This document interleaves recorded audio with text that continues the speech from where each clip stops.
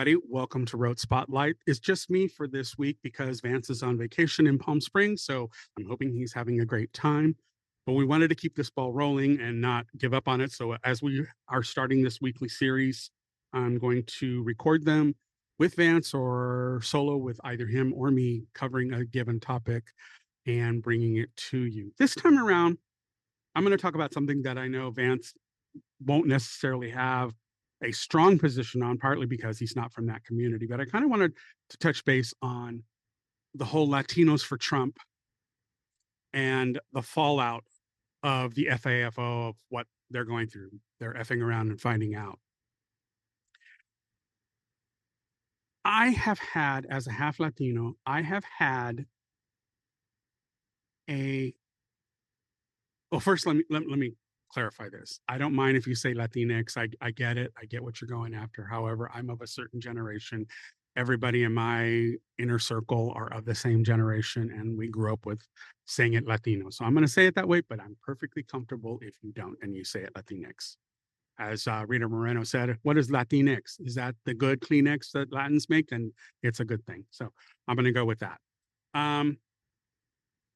But as a Latino, I have had a very conflicted relationship with that part of my culture. My dad is Native. He grew up on the res here in the States. My mom's family comes from Mexico, but it has been quite a few generations that we've been here already. So sorry, Trump, can't reach out for me.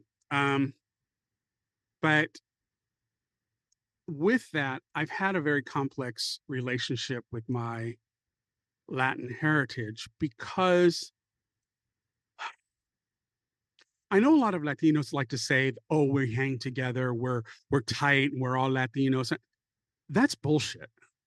And everything that I've ever seen and everything that I've ever encountered, no group is at each other's throats more than I have seen Latinos do it.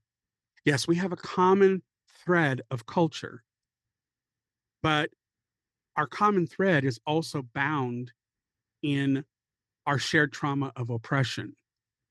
And I think that we are like the proverbial crabs in the bucket. When one of us tries to climb out, a lot of us want to pull them back down because we don't want someone to be better than us. I also see that while my culture is very hardworking and will do jobs that a lot of people won't, and I admire them for that because I know how hard it is for them to make advances. And I get that. And I totally am down with their journey. And I would love to make it easier for them. At the same time, I've also seen them literally go for the juggler amongst their relatives, amongst their friends, the gossiping, the bitching, so, it's all masked in the realm of tough love. And I get the whole tough love thing. You know, George Lopez called it out, and I died laughing when he first said it, but it is absolutely 110% true across Latino cultures. The whole tough love. Do it again. See what happens. Go ahead. Do it again. That kind of thing. And I understand that as a learning tool, but I also know that a lot of our culture is steeped and it's historical. I mean, you go back to when the Aztecs were at their height and the Spaniards show up. Who was it that actually assisted in bringing the Aztecs down? It were smaller tribes that were around the Aztecs who, for centuries, had harbored a big grudge against them because they had to pay tributaries to the main state government of the Aztec Empire. And they undermined them and brought the conquistadors directly to the city. So we have a long history of undercutting our own. It happened with the Toltecs. It happened with the Mexica. You go down the line of all of our previous incarnations, and it is one society undercutting another. It has been a long history of that. So when people try to say, "Oh, we're all Latino, we all hang tough," come on, we all know that's bullshit. We all know that's fucking bullshit.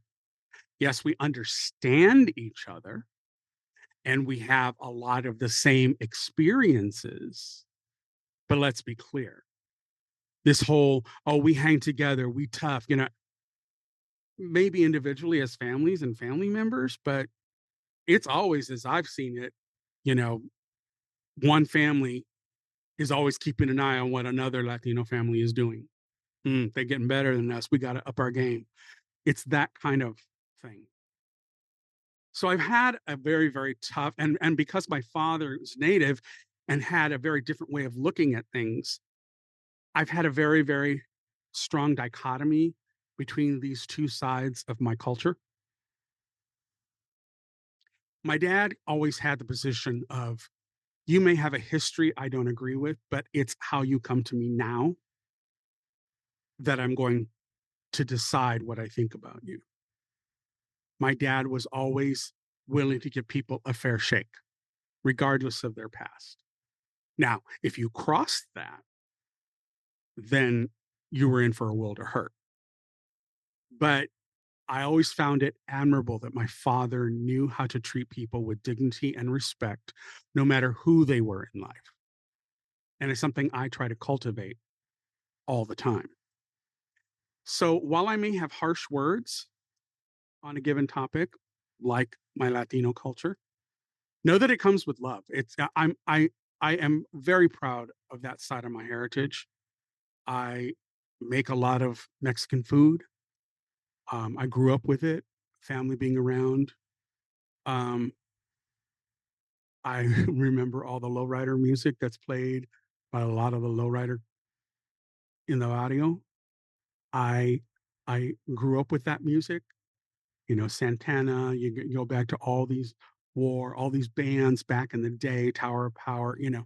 There were a lot of familiar songs. There was a movie that I did a reaction to over on a podcast that we run called Rope Podcast, and it was a movie called La Mission. And there's a ton of old time music that I grew up with and hold very special memories for me when I hear them.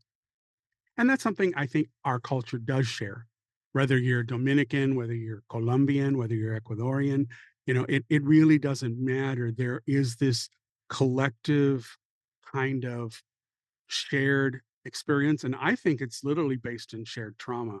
We were all conquered people in one way or another, and we all have that element of oppression that we all have had to deal with ancestrally in our culture. I think that one of the things that really drives me crazy with this latest go around with Latinos for Trump is that these people who want to see themselves as European white, and let me tell you, in Latino culture, there is a caste system. We don't talk about it. Oh my God. But we know it exists. The lighter skin you are, the better it is for you and your upward mobility. And as Latinos, we all understand this. And I think that it's something that is to our detriment. There's a wonderful lady who I will put up here now. Every white person, every person in this room who considers himself or herself a member of the white race to stand. Right now. Right now. Every person in this room who considers himself or herself a member of the white race. Now, remain standing. Now, remain standing. Now, will every person in this room who considers himself or herself a member of the black race please stand? Up, up, up, up.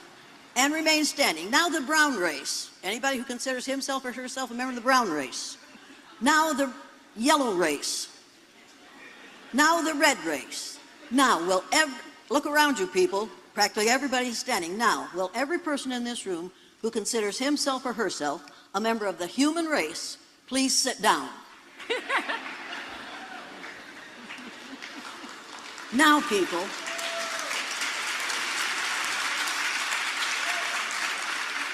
you are all members of the same race, the human race, which started with black women between 300,000.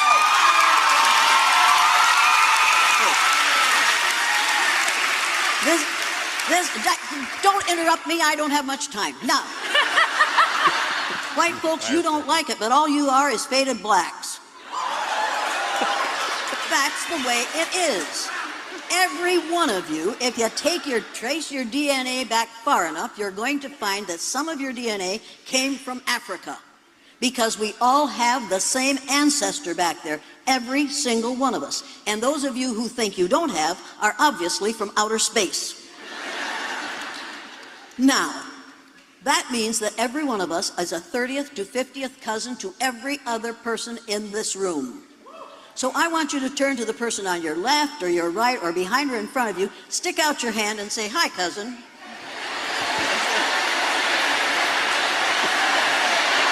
Hi, cousin.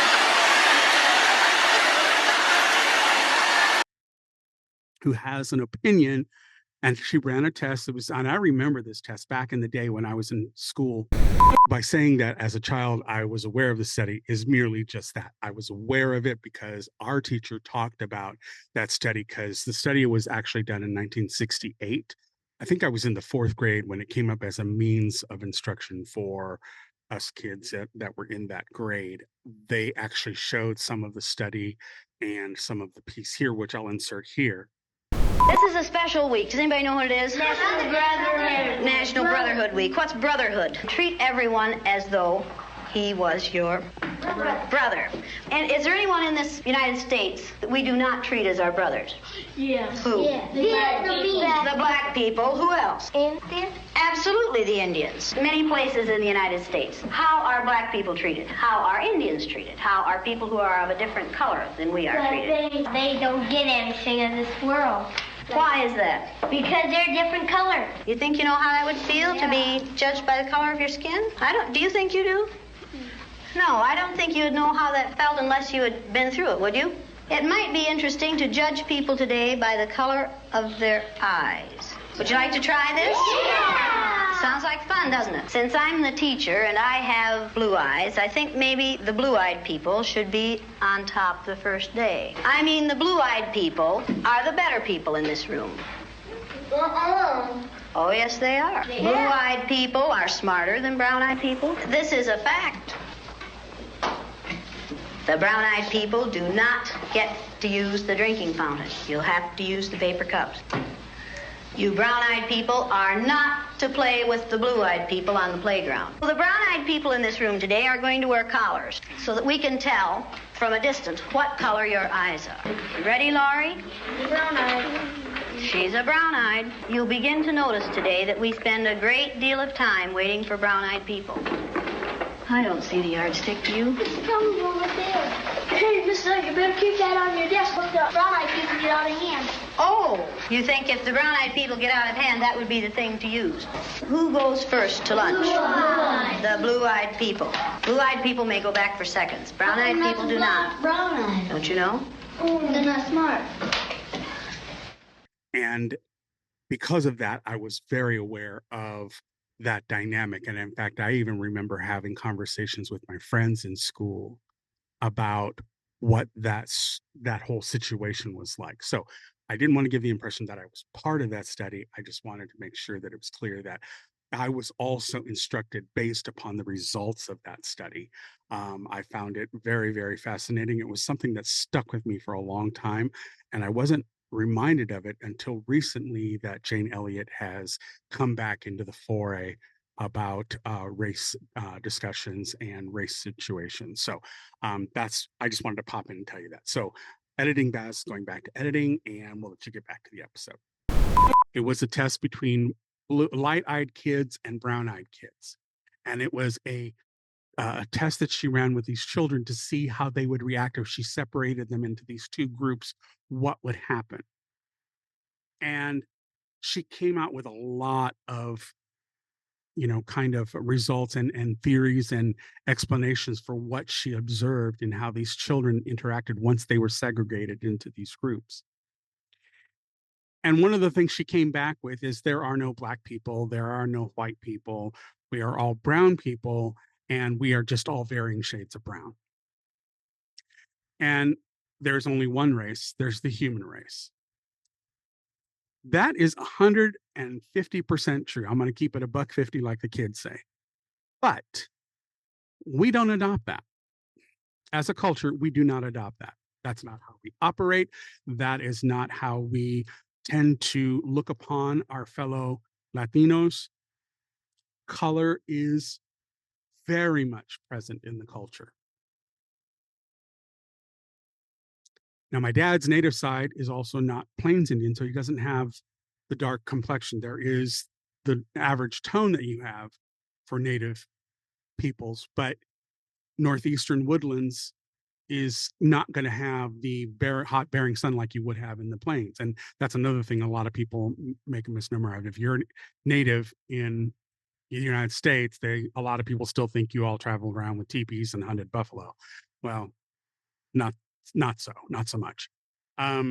Great way to actually look into it. Go see if you can find 500 Nations that Kevin Costner did in the 90s. Really good expose on Native culture in the Americas. He didn't just keep it to the United States, because as Native peoples, we traded up and down the continents. So I also highly recommend Joe Leguizamo's History of Latinos, I think it's called. I'll put the picture up here for it. For morons, or History of Latinos for Dummies, or something like that, but I'll put it up here. Excellent one-man show that covers a lot of what we go through. And I've really come to respect John Leguizamo and his work with the culture. My whole thing is that I understand how Cubanos, not so much Puerto Ricans, because Puerto Ricanos are American citizens from birth because they're part of the territories, just like Guamanians are. So our outlying territories have birthright citizenship. Now, it's something that the moldy orange freak in the White House is trying to change, but I don't think he can. But it's the Supreme Court that we have now. Who the fuck knows? But I understand why Cubanos in particular feel that they could put all their faith in Trump, because he was a white man who said he was a successful businessman, who said he was a person of God and put family first. These are all check boxes that Latinos look for to feel comforted. And when you come from a culture that has been steeped in heavy oppression, like the communist regime that's in Cuba, you have a really, really tough time explaining to them the subtle nuances of what conservatism is in this country. For them, anything beyond the communistic oppression that they've endured is a huge step up. And I get that. I get that that's how they see it. I get that they also think they're white. They are not. And they're finding out now that they are not. For that, I do have some empathy for. But at the same time, I go back to what my Thea used to say: do it again, see what happens. You did it in 2016, do it again. Okay, let's see what happens. So there's a level of me that is kind of like, let's give them some tough love. So while I'll admit that, yes, you are finding out and you are reaching a conclusion of, oh, wait, this involves me. Even though he said it was criminals, I didn't think he meant me. I came in legally. Yeah, no. You're still fucking brown. The fact that you have an accent is enough to claim your ass. I'm going to tell you a small story about how deep this stuff goes. When my mother and father first got married and they decided to have children, my mother was absolutely adamant that Spanish would not be spoken in our house as we kids were growing up. Now, this is the 60s, mind you. We're all Generation X. Yeah, I finally said it. But we're all Gen X kids. And this is the 60s, when being Latino wasn't even acknowledged on birth certificates. There was black or white. This is where this all kind of comes from, the perception that you didn't get identified into these other subcategories until later on in the 60s, moving into the 70s. My mom's birth certificate says she's white. She's not. If you saw my grandfather and her grandparents before her, they are all dark skinned. My brother is darker than I am. My sister is in between us in tone. So you need to understand that the colorism that's in there is a big, big drive in Latino culture that white is pure, white is elevated, white is the goal, even down to the clothing. Latinos really, really strive. When they buy white clothes, they want it stark white. They want it so white it glows. And that's because they are obsessed with being perceived as part of the white race. And that's something I blame the Spanish for, because they put that shit in their heads. We already had a fantastic culture when they showed their ass up over here, bringing their disease and all the other bullshit they brought. And here's what I have to say to those people.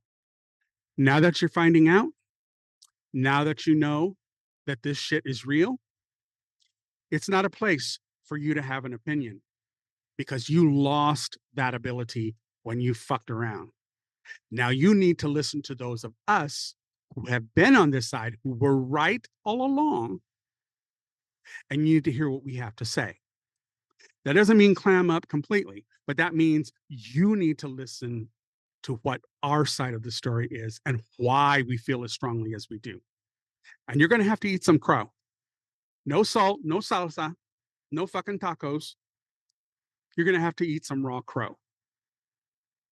Shit feathers and all. Because I've been thinking a lot about this, and I know it's going to be controversial, but I'm actually rooting for Latinas and Latinos who voted for Trump. I really am. I really hope that they get everything that they voted for, and I hope that they never forget who they voted for. So when they're waving goodbye to their undocumented partner because they got deported back, I want them to remember who they voted for. When their abuelita needs life-saving care, but there is no Medicaid because it's been slashed to the bone, I want them to remember who they voted for. When they watch their nieces and nephews struggle because birthright citizenship is gone and all of a sudden their family isn't welcome, I want them to remember who they voted for. When they have a child with special needs but there's no funding, no resources, no Department of Education, I want them to remember who they voted for. When all of a sudden their family's neighborhood is targeted with more policing instead of community support, I want them to remember who they voted for. When there's no money for your family but a whole bunch for billionaires, I want them to remember who they voted for. When environmental protections vanish and the air is so disgustingly polluted that their kids develop asthma or something similar, I want them to remember who they voted for. When discrimination increases and they are harassed incessantly because they will never be white, I want them to remember who they voted for. Call me petty, but sometimes getting exactly what you voted for is the only way to understand. Because you deserve it. And I am fully here for it.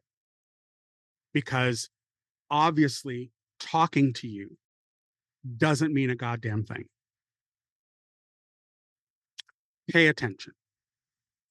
Learn the subtle nuances of how this country has evolved in relation to our culture.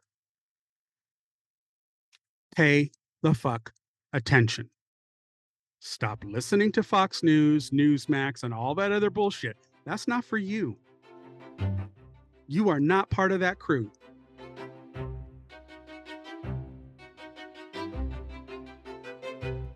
Keep that in mind as you move forward. And stop all of your ideas and your big lofty reasoning that you is white, because you ain't. You are no different than the blacks, the Chinese, the Indians, the Native Americans. You are no different in those people's eyes. Obviously, not all white people. We have a ton of allies, and those people definitely have our backs. But at the same time, you need to start putting down your high and mighty status, eat some goddamn crow, and learn to listen. Because what y'all were doing has really fucked things up. That's it for this spotlight. Please keep in mind that everything I say, even though it may be tough love from a Latino's point of view, it's because I want our people to do better. Work twice as hard to achieve half as much. That's the best we can hope for right now, until we get to a place where, like Jane Elliott says, we recognize that we're all brown people with just different shades of brown. The only race is the human race. Bye now.